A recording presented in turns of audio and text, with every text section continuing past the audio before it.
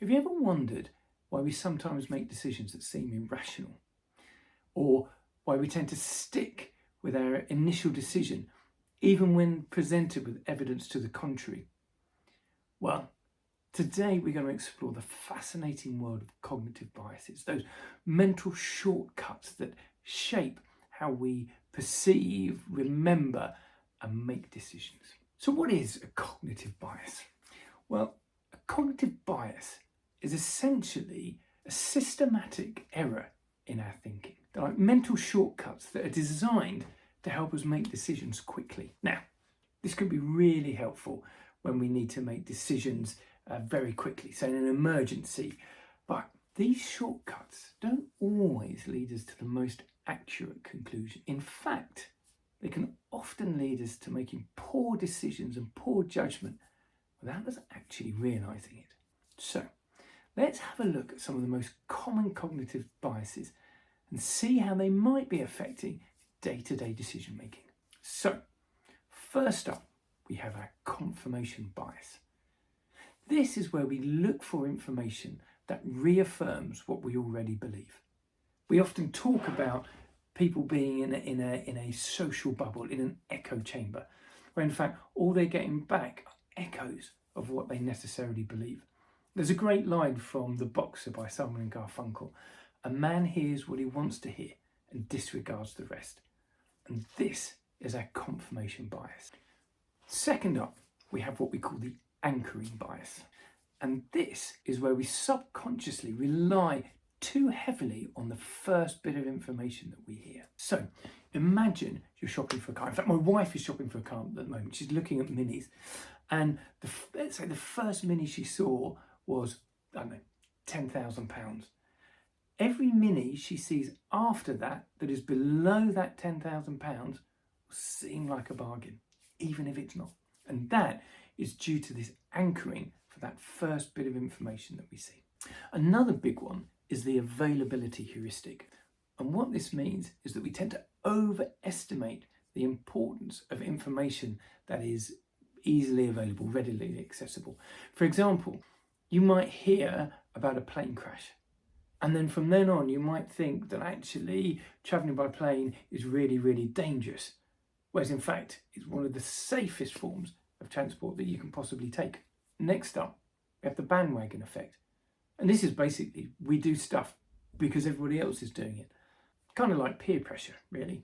And we see this being used a lot in advertising. You know, everybody's got this latest gadget, therefore you must have it. And we find that impulse to go, oh my God, it's that whole fear of missing out. I don't want to miss out. I don't want to be the one that's not involved in this. Now, you might be wondering, why do we have cognitive biases? Why do we have these mental shortcuts? Well, actually, they're a really important part of our brain's survival toolkit. What they do is they help us make decisions really quickly when we need to, without having to go through all the different bits of information, which may take time and actually put us at risk. The downside, of course, is that it might lead to misunderstanding, to wrong judgments. Now, you're probably sitting there going, I understand that, Tim, but I personally don't have a bias. Let me just give you a very quick example. I'm going to give you a description of a person. In fact, I'm going to give you two descriptions of people. Now, the first one is somebody that is well educated, financially well off, and well dressed, right? Now, instantly, your brain will give you an image, a picture of what that person looks like. Okay? I'm now going to give you a description of, I'm now going to give you a different description. Imagine somebody that is an alcoholic, that is 24-hour care, and suffers from depression. Now, your brain will instantly give you another picture. And I'm guessing that the picture your brain gave you the first is different to the picture the brain gave you the second. Now, I'm actually going to tell you they're the same person. Some of you will feel almost a knot in your stomach where your brain goes, no, that's not possible, because that's what that one looks like and that's what that one looks like. And they are in fact the same person. They are based on somebody that I used to look after when I was still working as a full-time mental health nurse. So you see, your brain makes these shortcuts based on the information available to it. So How do we handle our biases? Well, the first bit is to be aware of them.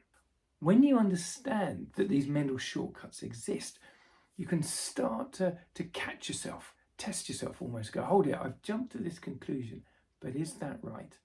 Have I really looked at all the evidence, or am I making shortcuts? Another way that we can check ourselves is just to slow down when we're making important decisions. Certainly in today's day and age, we're tempted to kind of make these instant decisions. But actually what we need to do sometimes is just put those brakes on, just take that step back, and again, just check that you're not taking those shortcuts, that the conclusion you're coming to is actually the right logical conclusion. And the more time you take to consider your decisions, the less likely you are to fall into these cognitive bias traps. So, to recap, cognitive biases are part of our brain survival toolkit, and they can be really helpful in times of emergency, if we need to make sudden snap decisions. They can often lead to errors in judgment. And by understanding them, by staying mindful and informed about them, you'll be able to make better and more informed decisions. Well, thank you for watching. I hope this has been useful. There's lots more I could tell you about cognitive biases.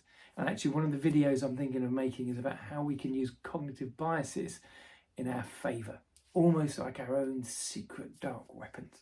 If you've enjoyed this video, please do like, subscribe and share below. If there's anything that you would like me to make a video on, then please do let me know in the comments. Thank you very much for watching. I look forward to seeing you next time.